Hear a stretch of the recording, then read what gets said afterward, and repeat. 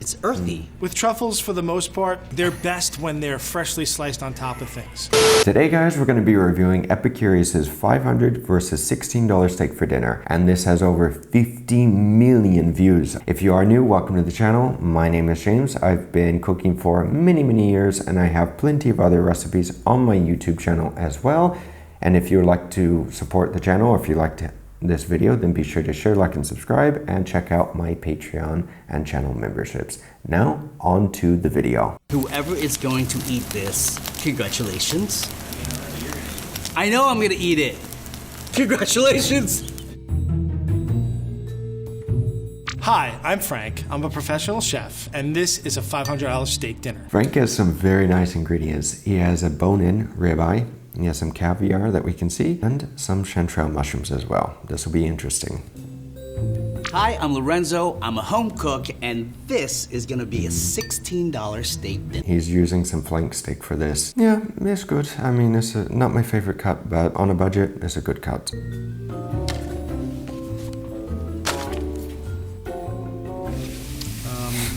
Oh, pardon you.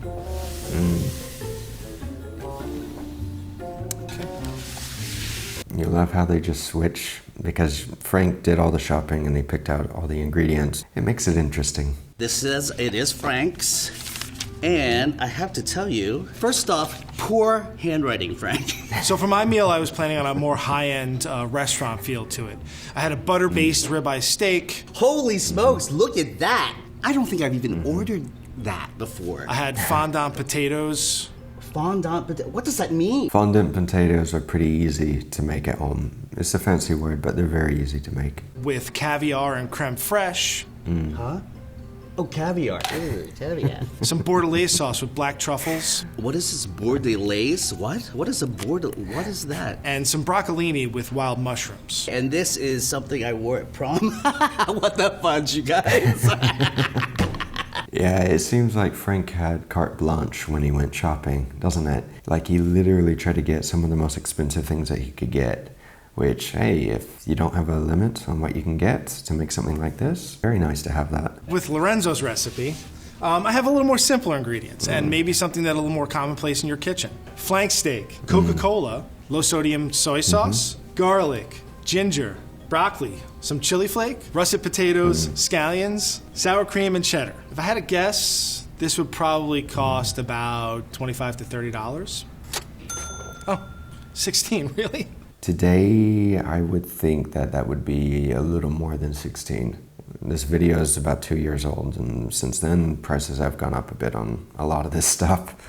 Oh, it's cheaper than I thought. It's a little intimidating because it's really fancy schmancy pachancy. I mean, it's a few $100 that I don't have. The fondant potatoes I plan to make sound really fancy. And I hope Lorenzo doesn't get scared off by that. Why? Why? Salt, pepper, butter. Potatoes, simple. What's wrong with you? I like how I'm looking at Frank's recipe. It's actually just ingredients. It doesn't tell me step-by-step stuff. Frank's handwriting is not that bad. Yeah, I mean, a lot of chefs have bad handwriting. We work with our hands all the time, but it's easy to read his. It doesn't have the instructions, but at least it has the ratios and the ingredients. And it's kind of just that next step up from just roasting potatoes in a pan. I'm a little clueless on a couple of things.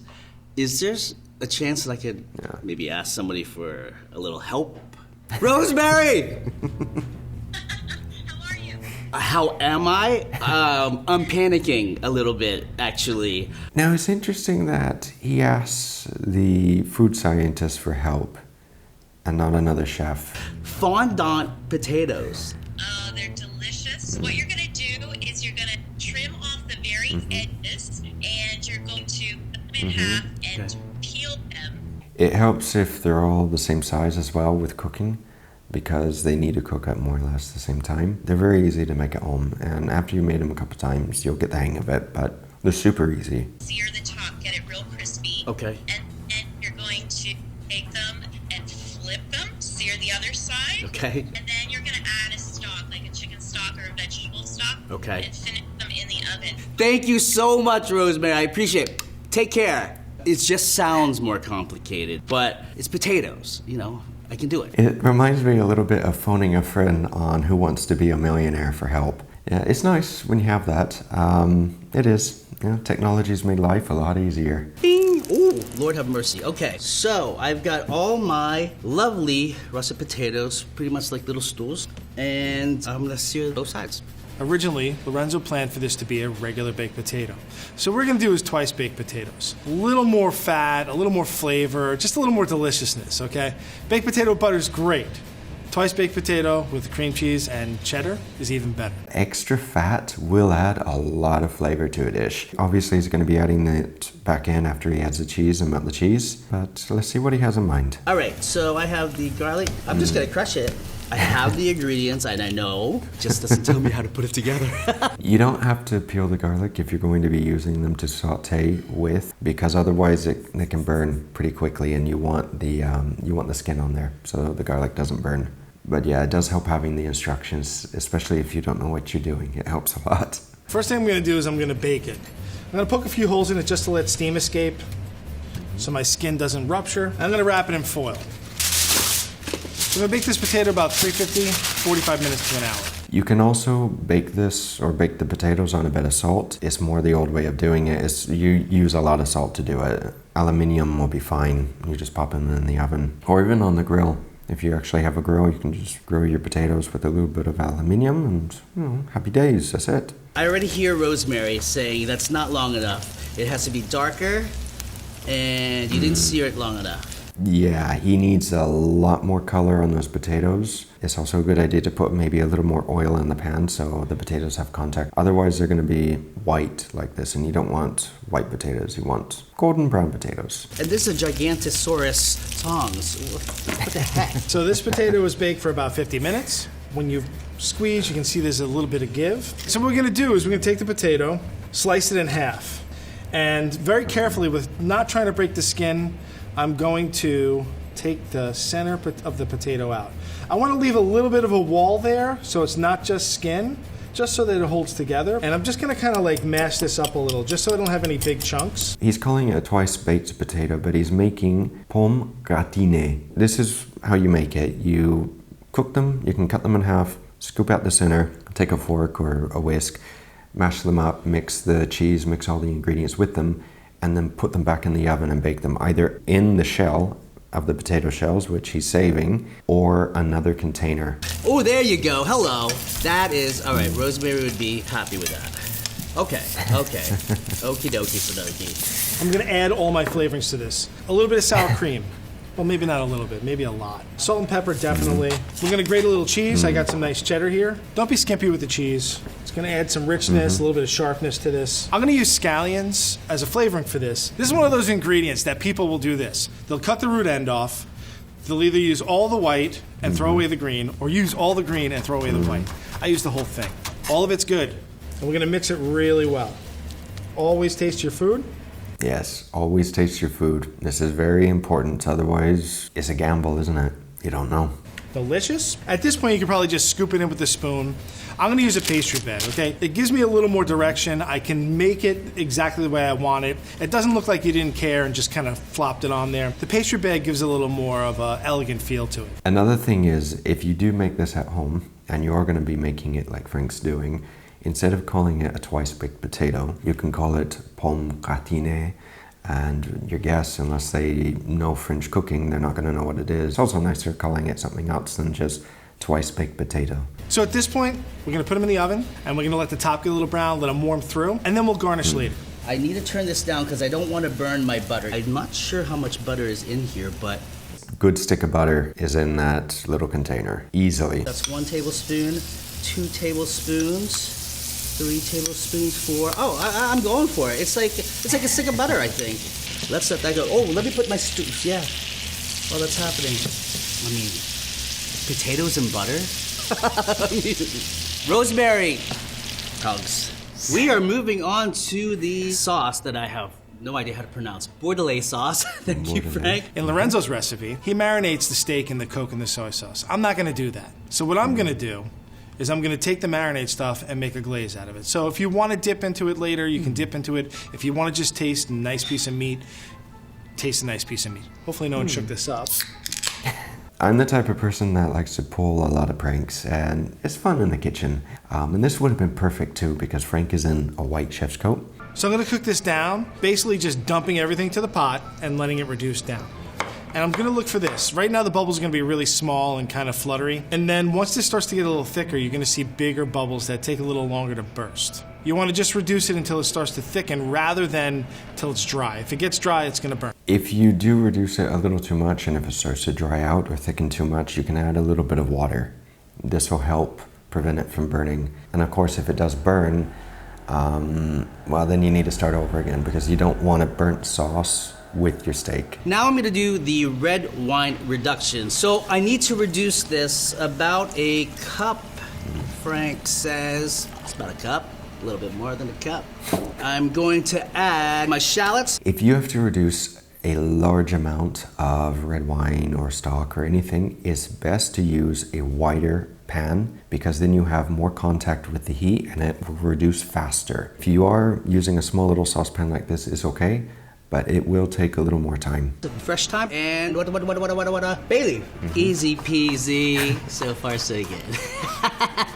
Ow, no, just kidding. Let's put a couple of these in. Okay, so they edited it, but he did right. He reduced the wine, and you can tell it's a little thicker now, but he didn't strain the shallots. If you cut the shallots very finely, if you brunoise them, it's not a problem if you don't mind having a few bits in your sauce. But if you want this to be a very silky sauce, it's best to strain the wine mixture before you add the demi-glaze. And then you add the butter at the end to thicken it, to enrich it even more. That looks like a very rich sauce. The color's fantastic. Not quite sure how thick it's supposed to be. Earth calling rosemary. It should be able to coat the back end of a spoon. If you take a little spoon and you take your finger and you wipe it down and it doesn't bleed into the line that's clean, it should be okay. Then again, when the sauce cools, it'll start to thicken. Sauce, I have sauce that he wants me to make. I'm telling you what, Frank is not getting the Christmas card this year, I'm telling you. It calls for 1 cup of wine. How much do I reduce that? So stick a spoon in and then run your finger down the back. And Oh. If it grates, that's a nice thick enough sauce. Okay. If not, worst case scenario, just drink the wine when I'm done. That is the test she wanted me to do, the old back of a spoon test. And if it leaves a nice clean line, I know my sauce is thick enough. Totally coated the spoon. Thanks, Rosemary. They didn't show a very long shot of the consistency of the sauce, but it looks okay. It looks good. Turn this off, and all I have to do now is shave some black truffle. Oh, wow. Never had one of these guys in my presence. It's earthy. With truffles, for the most part, they're best when they're freshly sliced on top of things. He doesn't really know how to use a truffle slicer. They're easy to use, and you have to be careful when you have a truffle on how to store it. The old way of doing it was to store them in a container with rice. Freezing I wouldn't recommend, because then they turn to, after you defrost them, they turn to mush. But anyway. How much does he want us to do? Oh, the whole thing? Wow. There's truffle products that have kind of those truffle flavorings in them, but when you get a fresh truffle, it should be sliced at the table in front of your guests. It's not just for the flavor, it's for the show as well. It tastes expensive. All right, guys. Bordelaise sauce with black truffles. It looks like you did a good job with it. The next step is to do our steak. This steak is enormous. I mean, you guys. Now with the ribeye that I had planned, the high-end ribeye, I had planned on sauteing it in a cast iron pan. The way I'm gonna cook this flank steak is similar to the ribeye. I really just wanna get a nice kind of caramelized coating on it. So I'm gonna season the steak first, a fair amount of salt and black pepper. With the salt, we go fairly heavy. Liberally. So I need this hot, like super hot, you guys. This is the nicest skillet I've ever seen in my life. Yeah, those are some pretty nice cast iron skillets that they're using. They're pretty heavy, so you can use them for a lot of things. The key to this is that you don't want the oil to splash on you. So I'm just gonna drop it in the pan away from me. Here we go, guys. And I'm gonna let it stay there. I'll leave it alone. Let it go.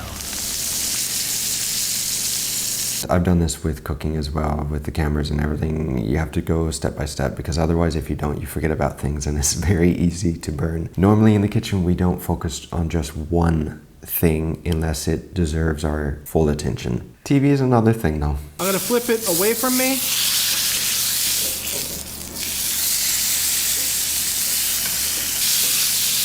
Swirl it around so I have a nice amount of fat. If you look at the steak, it has a beautiful crust on it now. It's gonna add a ton of flavor to this steak. It's going to add some texture as well. You're gonna get a little crunchy bits. Let's just throw these in. We smashed it. This is a good little trick to add more aroma with the steak, is to add garlic, some rosemary, some thyme, some fresh herbs, because all of those herbs and the garlic will infuse more flavor into whatever you're cooking it with. Oh my God. I love his reaction to cooking with all these ingredients, Lorenzo's reactions, because he's very, it's like a kid in a candy store. He really seems excited with all these ingredients and what he's learning. I love it. What I'm gonna do to check temperature is I'm not necessarily gonna use a thermometer. If I push on this piece of meat and it gives me some spring back, that means that it's cooking. If I push on this piece of meat and it leaves a dent, that means it's pretty much raw in the center. So this I know is still pretty rare here, and here it's kind of cooking up. Compared to when he first put the steak in, the flank steak, that the muscle fibers have contracted. That also means that it's cooking, because whenever you apply heat to muscle fibers, they contract and they maintain a lot of the juices inside. So afterwards you have to let it rest, but they will shrink on you the more that you cook it. You guys, I think I'm teary-eyed a little bit. It's so beautiful. I'm crying, it's so pretty. Lorenzo's issue is gonna be that's a really thick cut of steak. And usually with those, getting the right temperature is a little more of guesswork. So Lorenzo might wanna use a thermometer for that. Ooh, medium rare. I agree with Frank on that, especially with the larger cuts, with roasts or anything like this. You have to use a thermometer to be able to tell the doneness. With a normal, like, entrecôte or something like this is one thing, but with a massive ribeye like what Lorenzo's using, it's best to use a thermometer. So I'm gonna let this steak rest for about 10 minutes. I really want to dig in and eat this right now, but you need to let it rest. If I slice it now, all the juice is gonna flow out. Be patient, it'll be worth it. Let's move on to the broccolini. The expensive version, I was going to use broccolini. We have a rich steak, a really rich potato dish, and the broccolini is going to have just a little bit of bitterness to cut that. Broccolini tastes really great by itself, needs a little salt, pepper, maybe a little garlic, but everyday broccoli is delicious if you treat it right. What vegetable do you like the least? Or what vegetable don't you like? Because I know a lot of people, especially when children don't like broccoli, but a lot of people still don't particularly like broccoli. I like it. For me, parsnips are not necessarily my favorite. I'll still eat them. So normally people take the broccoli, cut the head off, and everything else gets thrown in the garbage. What I like to do is I save the stems. So if you're gonna serve the stems, you have to peel them, because otherwise it's a little on the tough side. Especially with broccoli, with asparagus, anything like this, you can still use them, but the further down it is, the woodier it's going to be. So what I'm gonna do is I'm gonna get some garlic and a little bit of ginger.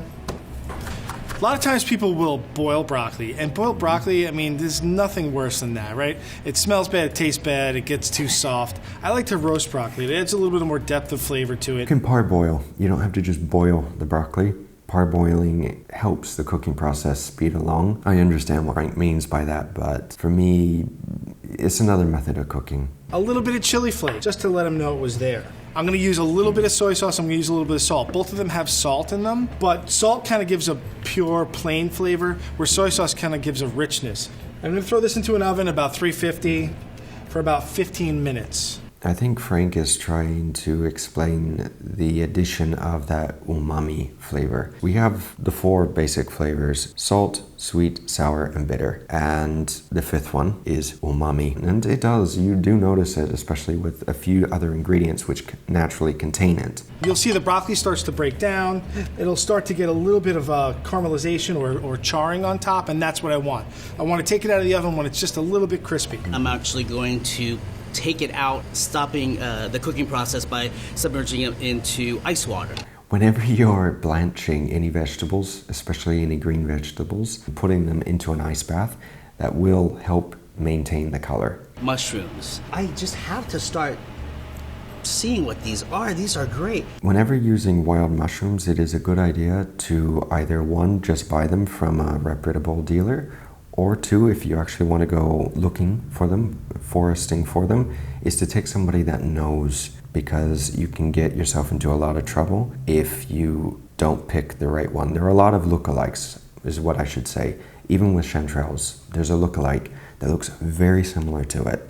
And unless you know the little telltale signs, you can mistakenly take another mushroom for one that is edible. Lorenzo should make sure that he gets those mushrooms nice and caramelized. Any mushrooms that kind of go in a pan and they just kind of sit there and boil, not good. The texture's not really great. You want those mushrooms to be just slightly crispy when you put them on the plate. These are very thin, delicate mushrooms, so... You do want to use a very large saute pan when you're searing the mushrooms, and you want to cook them hot and fast because mushrooms have a lot of water in them, and as soon as you apply heat, they will release that water, as well as when you add a little bit of salt, they'll start shrinking and releasing the water. So you have to have a very hot pan, oil or butter in the pan, one or the other. I wouldn't use a massive amount at once. If you have to do it in batches, so you can get that color, that golden brown color on them, then do it little by little. I think it's okay to add whatever I need to add to finish this off. My broccolini looks good to me. Let's try it.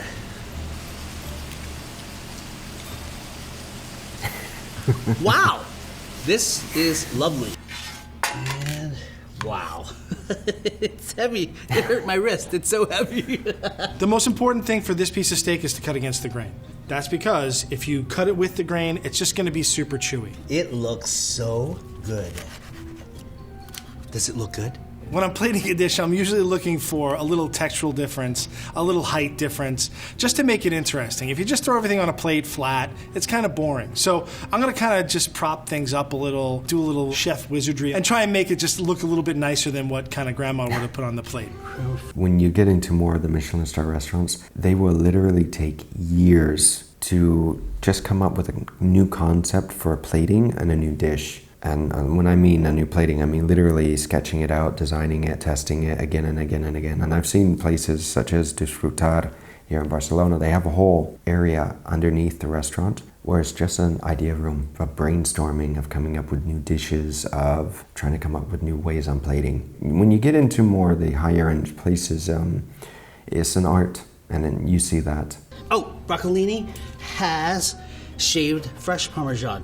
So we have our beautiful steak propped up on our broccoli stems. I got a little bit of that soy and Coca-Cola glaze, and that's my take on Mr. Lorenzo's dish. There's a little piece left on my board. That's the chef's secret. We eat all the ends. He makes staff meal out of it sometimes, but that's my snack, okay? Whenever you're carving like beef tenderloin or anything like this, the end pieces are for us in the kitchen. So it is a good perk of the job. You get to taste, you get to eat and taste all the time. Not actually have a meal, but you get to eat and taste all these delicious things all day. Truffles and that's it. That looks good, man. If I do say so myself. Well, look at that. It looks good. Oh, that is my potato. Oh, it's a twice. Yeah. Between. So, you know, we took a little chef's poetic license with Yes, this, you right? We made like a nice. little glaze with the coca and the soy sauce. Oh, very good. The Very broccoli good. we roasted with some ginger and soy, and then we did a twice baked potato. So I'm gonna give it a taste with this sauce and add a little bit of mushroom on there. Okay. I don't even know what kind of mushroom that is. I think it's a chanterelle. Delicious. Your seasoning is wonderful. Oh, thank you. Oh man, great. Really. Sauce is on point. I never had a sauce like this before. It's one of those classic French sauces. You know, you would think it'd be too rich, but it actually is a good foil It for the steak. looks like it would be so No, rich. Because the color, look at the color. it's a great compliment. It's different. Well, it's more work, so obviously it looks maybe a little more, well, laborious, but it looks delicious, especially with that Bordelaise sauce. It looks very good. Let us get a little bit of this and your... I'm nervous too now. My heart's beating. I'm a little worried. What is the reduction? Is this like This is the soy sauce, Coca-Cola, ginger garlic. That tastes like mama. What my mama made. The ginger and soy sauce are so nice together. And we roasted the broccoli with the ginger and garlic and a little bit of chili flake. Baked in the oven. Baked in the oven, yeah. Oh my God. And it's a different texture because you do it in the oven. You know, I was a little nervous about Coca-Cola. I saw Coca-Cola, and now like I'm gonna add that to my kind of tool belt. You know, you don't think of Coca-Cola as an ingredient that you use in really good cooking, but that's delicious. Thanks, Frank. Yeah. Thanks. Overall, I have to say that they both did an excellent job, and I also have to say that for somebody that doesn't know what they're doing, for Lorenzo to just have some of these items and the ingredients, he did a very good job when having all these good ingredients in front of him. I mean, he actually put something together that was like, it looked delicious. In any case, guys, if you did like this video, then be sure to share, like, and subscribe. And if you do like my channel and you want to help support it, then by all means, join us on Patreon or the channel memberships. At the higher tiers, I also offer my culinary course that I took a lot of time to make. And it has a lot more information than what I just have on my YouTube channel. So it's something of value that I like to give to people that also help support me. In any case, hopefully you like this, guys, and I will see you again very soon. Until next time, take care.